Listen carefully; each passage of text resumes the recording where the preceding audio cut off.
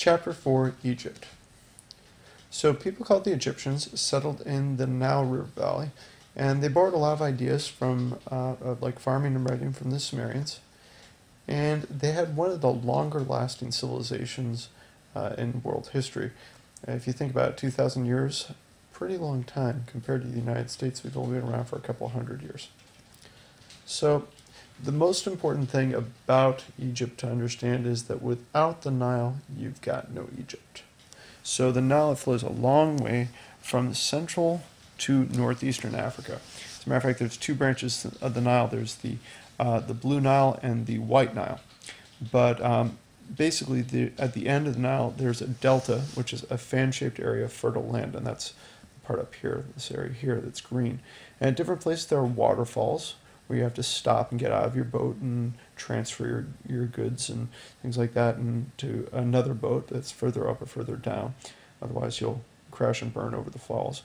But the Nile, one thing that's very consistent is that it overflows its banks regularly, and it spreads good soil when it does, or at least it did in ancient times. It doesn't anymore because there's a dam there called the Aswan High Dam, and a big old lake behind it that makes sure that the Nile doesn't flood the same way it used to. So Egyptians, what they did used to do is they used something called shadoofs to lift water from the Nile and to basins which were then used for irrigation, and the Egyptians raised flax, wheat, barley, and grapes, and here you get the idea of a shadoof. This would be the Nile. You'd dip it into the Nile, and then you could move the water over to a channel that then would go to an area where you would want it to go to.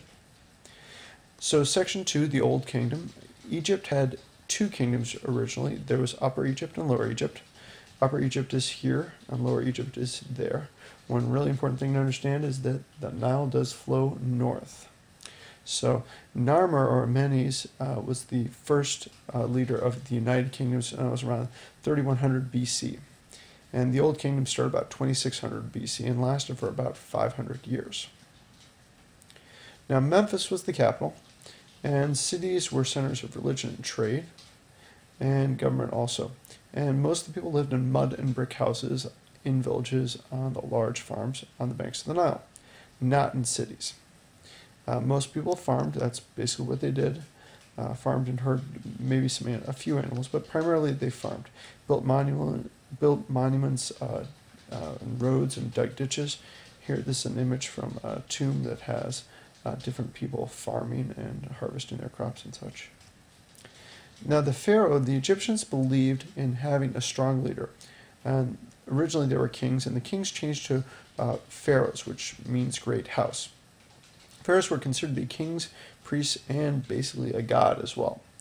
Now the pharaohs owned all of Egypt and gave it to the priests and people basically because they were nice and they wanted to support the people that were supporting them, so it was good to be on the side with the pharaoh.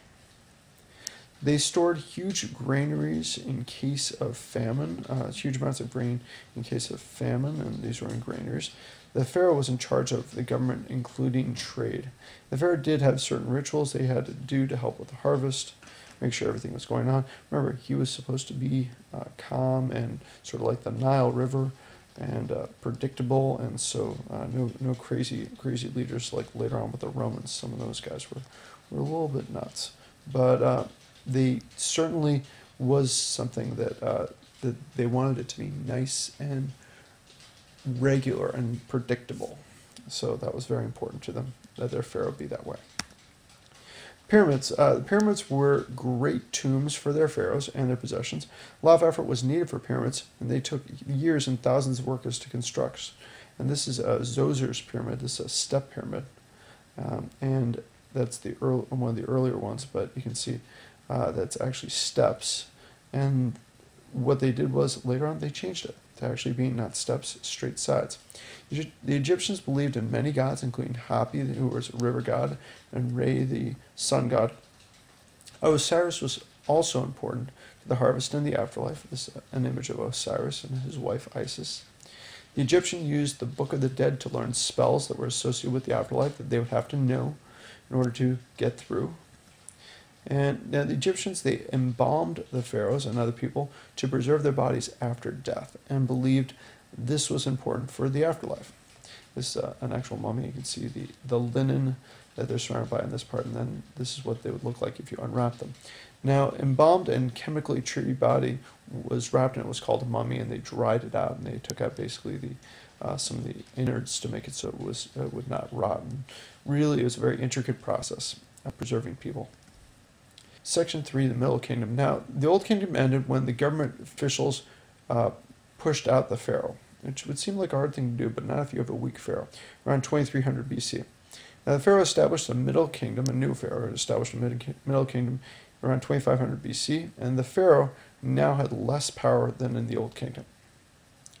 Middle Kingdom was defeated by a group called the Hyksos in 1786 BC, who had iron and bronze weapons and chariots versus Egyptians who had stone and copper weapons, I should say stone, not store, and foot soldiers. So obviously it's kind of a big disadvantage when you have people that have chariots that are running after you, and then you're fighting with poor weapons as well. Hyksos ruled for about 150 years, but were overthrown by a guy named Ahmose. Now, Section 4, the New Kingdom, when Ahmose came in, he established a new line of pharaohs, and Egypt grew larger and richer. Most of the pharaohs fought wars and extended Egyptian control of the area.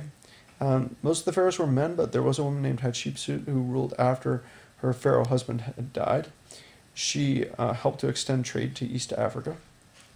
In terms of religion, some things did change in the New Kingdom. Memphis' city god was Ammon, and he became more important when the Egyptians combined Ammon with Re, the sun god, to form Ammon-Re, or Ammon-Ra. It just kind of depends upon how you pronounced it. Now, temples of Ammon-Re or Ammon-Ra were religious and were also often used as schools for scribes, workshops for sculptors and artisans. And this is actually worshiping of Ammon-Ra. They're actually bringing an offering to him there, and you can see he's important, the sun god, because he's got that thing up on top of his head. Scribes wrote using hieroglyphs, which was picture writing, and a quicker form as well. Now, the decline of Egypt, the priests of Ammon-Re gained a lot of wealth and power, and this concerned the pharaoh, who was Amenhotep IV, and when he came into power. Now, he tried to take back power from the priests and close the temples, and he tried to start a new religion with only one god. So yes, monotheism, Egyptian style. Kind of interesting there. Few people outside the royal family accepted the new religion because it was so ingrained, everything else was so ingrained. When Amenhotep IV died, a new pharaoh, Tutankhamun, was forced to return to the old religion. The struggles between the pharaoh and the priests caused more problems. This is actually an image of the tomb that was found of Tutankhamun. He's probably the most famous pharaoh, even though he was not really all that significant, except for when he died, and they found his tomb. The pharaoh also spent lots on armies, but could not compete with the enemies with iron weapons effectively. And around 1150 BC, Egypt's empire was gone, and in 671 BC, the Egyptians were taken over by a group called the Assyrians that we'll get to later. In terms of the contributions that they made, one of the early ones was paper called papyrus from a plant called papyrus that grows on the Nile River that was kind of pounded and worked into actual paper that could be used, and this is obviously something that's pretty important. Egyptians used a number system based on 10 like us. They also used fractions and geometry. And they had a special calendar with 3 seasons and of 120 days and 5 feast days. They were the first medical specialists. They used first used splints and bandages and sewed cuts and set bones. And again, these were the 3 different things here. It's a little bit hard to read, but so if you add it all up, 3 seasons of 120 days, that's 120 times 3, that's 360, plus 5, 365. That's pretty darn cool.